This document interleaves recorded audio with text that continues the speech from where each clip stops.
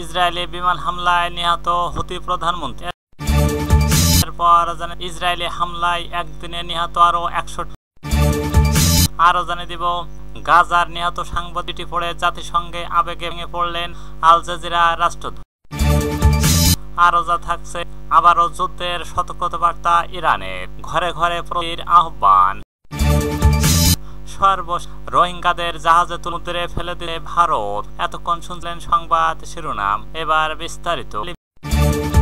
বিমান হামলায় নিহত হুতি প্রধানমন্ত্রী। ইয়েমেনের রাজধানী সানায় ইসরায়েলি বিমান হামলায় আনসারুল্লাহ আন্দোলনের হুতি, ইরান ও হিজবুল্লাহ ঘনিষ্ঠ প্রধান আহমেদ গালেব আল রাহাবি নিহত হয়েছেন বলে দাবি করে স্থানীয় সূত্র। খবর, নিহতদের পরিবারের ঘনিষ্ঠ ওই সূত্র রুশ বার্তা সংস্থা জানিয়েছে বৃহস্পতিবার 28 আগস্ট সানার দক্ষিণাঞ্চল হাদা ও এলাকায় এই হামলা চালানো হয়। সূত্রটি ভাষণ, ইসরায়েল যুদ্ধ বিমান হাদা এলাকায় একটি বাড়ি লোকে বোমাবর্ষণ করে। এতে প্রধানমন্ত্রী আল রাহাবি তার কয়েকজন সহযোগী সহ অন্তত 4 জন নিহত হন। এই ঘটনায় আরো অনেকে আহত হয়েছে বলে জানানো হয়। আনসারুল্লাহ আন্দোলন গত বছর 10 আগস্ট আল রাহাবিকে তাদের নতুন সরকারের প্রধানমন্ত্রী ছিল। সে আনসারুল্লাহ শিগগিরই তার দিতে পারে। তবে ভিন্ন মত উঠে প্রতিবার রাতে আনসারুল্লাহ আন্দোলনের একজন কর্মকর্তা দাবি করেন ইসরায়েলের বিমান হামলার এবং ইয়েমেনি সেনাবাহিনীর শীর্ষ পর্যায়ের কমান্ডারদের বুঝতে করা হয়েছে। এমন তথ্য সঠিক নয়। এর আগে বৃহস্পতিবার ইসরায়েলের সামরিক বাহিনী ইয়েমেনের রাজধানী সানায় বিমান হামলার নিশ্চিত করে। যে সংবাদ দাবি করে আনসারুল্লাহ নেতৃত্বাধীন সেনাবাহিনীর একাধিক কমান্ডারকে লক্ষ্য করেছে। তবে ইয়েমেনি কর্মকর্তা নাসর আল দি আমের প্রত্যাখ্যান করেন। তবে তার বক্তব্য বলা হয় প্রতিরক্ষা মন্ত্রী সেনাপ্রধানের শীর্ষ কমান্ডাররা এই হামলার লক্ষ্য ছিল না। চলমান এই হামলার ঘটনা অঞ্চল জুড়ে নতুন করে অস্থিতিশীলতা সৃষ্টি হওয়ার আশঙ্কা দেখা দিয়েছে। ইসরায়েলি হামলায় একদিনে নিহত আরো 61। গাজা উপত্যকার অবরুদ্ধ অঞ্চলে ইসরায়েলি সেনাদের অব্যাহত হামলায় একদিনে আরো 61 প্রাণ হারিয়েছেন। নিহতদের মানবিক সহায়তা সংগ্রহ করতে গিয়ে অন্তত 19 মৃত্যু হয়েছে। একই দিনে অনাহার অপুষ্টি আরো 4 জনের, যাদের মধ্যে 2 জন বৃহস্পতিবার 28 আগস্ট রাতে সংবাদমাধ্যম আল জাজিরার প্রতিবেদনে বলা হয় বৃহস্পতিবার ভোর গাজা জুড়ে তীব্র বিমান হামলা চালায় ইসরায়েল বাহিনী। এতে নিহত হন অন্তত 61। বরাতে জানানো হয়েছে নিহতদের 19 জন ছিলেন ত্রাণের খোঁজে যাওয়া সাধারণ মানুষ। গাজার রাজধানী নগরীর পূর্ব দক্ষিণ অঞ্চল ছিল হামলার প্রধান কেন্দ্র। ইসরায়েলি সেনারা গাজা নগরী দখলের প্রস্তুতি বলে জানিয়েছে সূত্র। এই উপত্যকার সবচেয়ে বড় নগর কেন্দ্র। তবে আন্তর্জাতিক মহল আশঙ্কা এই অভিযানে ভয়াবহ প্রাণহানি ঘটতে পারে, কারণ বর্তমান সেখানে আশ্রয় নিচ্ছে প্রায় 10 লাখ বাস্তুজমি। জাতিসংঘ মহাসচিব অ্যান্থনি প্রতিবার এই অভিযানকে যুদ্ধের এক ভয়াবহ ধাপ হিসেবে আখ্যা করে বলেন, গাজা নগরীতে সেনা অভিযান ভয়াবহ পরিণত বয়ে আনবে। লাখো লাখো মানুষ যারা আগে থেকেই ক্লান্ত, মানসিকভাবে বিপর্যস্ত, আবারও ঘর বাড়ি ছেড়ে পালাতে বাধ্য হবে। এতে পরিবারগুলো আরো গভীর বিপদের মুখে পড়বে। তিনি আরো যোগ করেন, এই পরিস্থিতির সিদ্ধান্তের ফল যা মানবিকতার সম্পূর্ণ পরিপন্থী। স্থানীয় বাসিন্দা জানান, গাজা নগরীর বহু পরিবার ঘর ছেড়ে ছড়ে যাচ্ছে। এই সময় সুজাইয়া, জাইতুন, ছাপরা এলাকায় তীব্র বোমাবর্ষণ চালিয়েছে ইসরায়েল বাহিনী। গাজার সিভিল সংস্থা তথ্য কেবল জাইতুনের দক্ষিণাংশে 1500 বেশি বাড়ি ঘর। ওই এলাকায় আরো কোনো ভবন দাঁড়িয়ে নেই। ইসরায়েল কর্মকর্তা গাজা নগরীকে হামাসের শক্ত ঘাঁটি হিসেবে বর্ণনা করছে। তাদের দাবি উপত্যকা জুড়ে যুদ্ধদের ঘাঁটি অবকাঠামো লক্ষ্য করে অভিযান চালানো হচ্ছে। ইসরায়েল সেনারা জানিয়েছে প্রতিবার পর্যন্ত তারা 3 জন যোদ্ধাকে হত্যা করেছে। তবে তাদের পরিচয় কিভাবে হয়েছে তা জানাননি। তিনি বার্তা সংস্থা ওয়াফার খবর অনুযায়ী নিহতদের মধ্যে খানের বাস্তুচ্যুতি তাবু শিবিরে আশ্রয় নেওয়া এক নারী ও তার শিশুকে জাতিসংঘ 7 জন স্বাধীন মানবাধিকার হয়ে যাওয়া ফিলিস্তিন বিষয় প্রকাশ করেছেন। তারা জানিয়েছে ত্রাণ বিতরণ খাবারের খোঁজে যাওয়া একজন শিশু সহ কয়েকজন পূর্বক নিখোঁজ করা হয়েছে। যৌথ বিবৃতিতে তারা বলেন, ক্ষুধার্ত মানুষকে গুম করা কেবল সহায়কর নয়, বরং এর নির্যাতনের শামিল। খাবারকে হাতিয়ার ব্যবহার করে ভাবে মানুষ নিখোঁজ করা প্রক্রিয়া এখন বন্ধ করতে হবে। তীব্র মানবিক সংকটের মধ্যে গাজায় স্বাস্থ্য মন্ত্রণালয় প্রতিবার 4 জনের, যাদের মধ্যে 2 জন শিশু, সবাই অপুষ্টি অনাহারে মারা গেছে। শুরুর পর থেকে ক্ষুধা সংক্রান্ত কারণে মোট 317 জন প্রাণ হারিয়েছে। এর মধ্যে 100 জন শিশু। আল জাজিরা সাংবাদিক তারেক আবু দেইর আল বালা থেকে অন্তত করুণ দশা চোখে পড়ে। পরিবারগুলো ঘন্টার পর ঘন্টা প্রচন্ড গরমে রান্নার লাইনে দাঁড়িয়ে প্রায় খালি হাতে, আবার কেউ খাবারের বিতরণকে চলে যাচ্ছে। গাজার নিহত সাংবাদিকদের চিঠি পড়ে জাতিসংঘে আবেগে ভেঙে পড়লেন আল জাজিরা রাষ্ট্রদূত। নিহত গাজা সাংবাদিকদের চিঠি পড়ে জাতিসংঘে আবেগে ভেঙে পড়লেন আল জাজিরা রাষ্ট্রদূত। ইসরায়েল হামলায় গাজায় নিহত সাংবাদিকের চিঠি পড়ে জাতিসংঘে আবেগে ভেঙে পড়লেন আল জাজিরা রাষ্ট্রদূত আমর বেনজামা। ফিলিস্তিনি সাংবাদিকদের মরিয়ম আবু দাক্কার সেই বিদায়পত্র যা তিনি গাইথের মৃত্যুর আগে ৩০ বছর বয়সী আবু দাক্কা এই সপ্তাহে গাজার নাসের ইসরায়েলি হামলায় নিহত ৫ সাংবাদিক একযোগ। ওই হামলায় আরো ২০ জন প্রাণ হারান। বৃহস্পতিবার ২৯ আগস্ট আনাদুলের কয়েকদিন আগে সামাজিক যোগাযোগ মাধ্যমে ১৩ বছর পরে আবু দাক্কা লিখেছেন, তুমি তোমার মায়ের প্রাণ আর আত্মা, আমি মারা গেলে আমার জন্য কেঁদো না, দোয়া করো।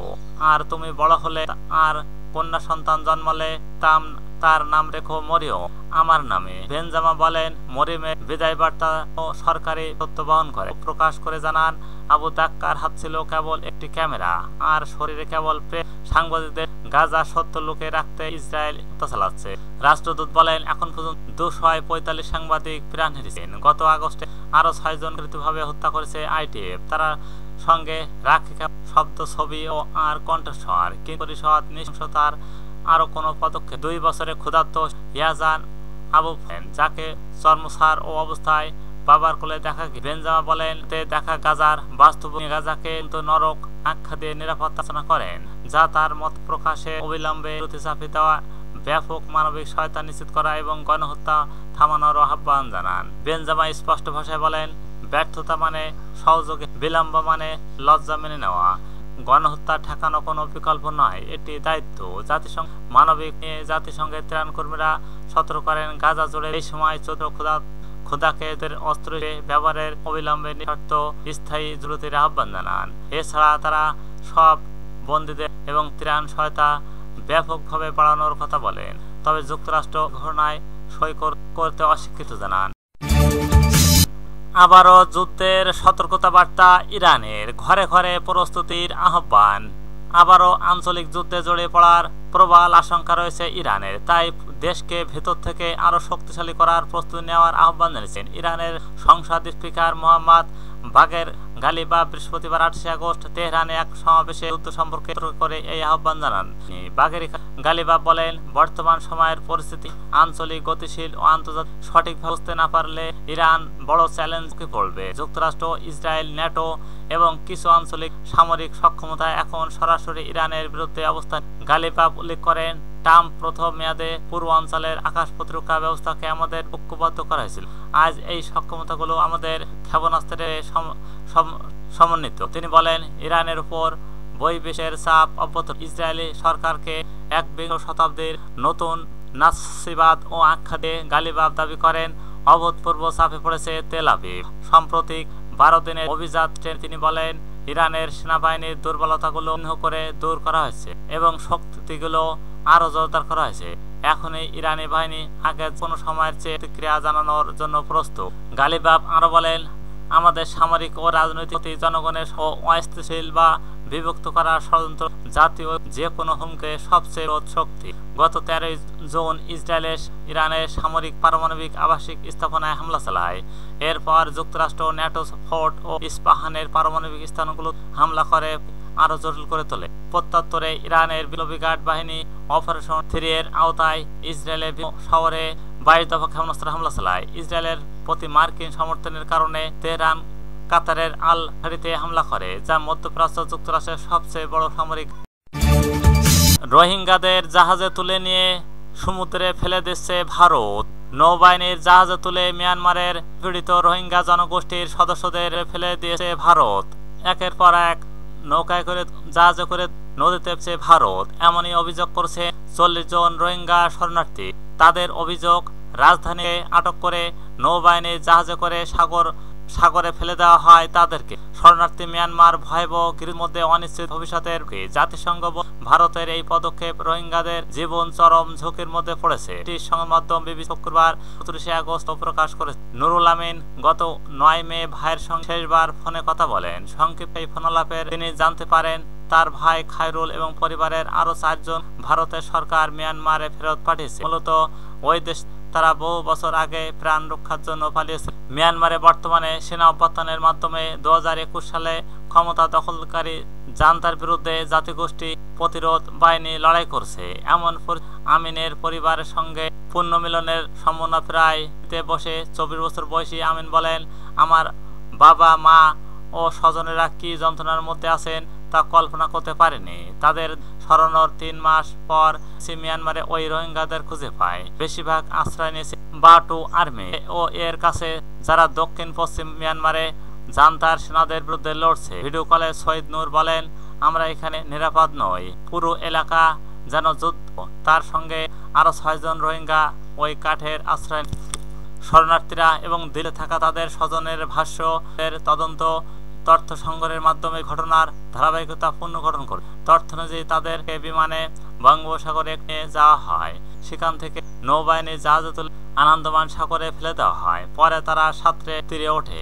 এখন তারা মিয়ানমারে অনিশ্চয়তার ভবিষ্যৎ। জন নামে একজন রোহিঙ্গা ফোনে তার ভাইকে বলেন, আমাদের হাত চোখ মুখ ঢেকে বন্দির মতো জাহাজে তোলা হয়। তারপর নুরুল আমিন ক্ষোভ প্রকাশ করে বলেন, মানুষকে কিভাবে ফেলে দেওয়া যায়? মানবতা পৃথিবী এখন বেঁচে আছে, এর সরকারের আমি কোনো মানবতা দেখিনি। জাতিসংঘ প্রতিবেদক টমাস টুস বলেন, এই সব অভিপ্রমাণের তথ্য তার হাতে আছে। জেনেভায় ভারতের প্রধানের কাছে এক মন্ত্রণালয়ে যোগাযোগ কোনো সাড়া মেলেনি। ভারতের রোহিঙ্গারা পরিস্থিতি আগেই দেশটি তাদের শরণার্থী দেয় না, বরং অবৈধ নীতি করে। বর্তমানে 20,800 রোহিঙ্গা জাতিসংঘ সংস্থা UN তবে হিউম্যান রাইটস ওয়াচের মতে সংখ্যা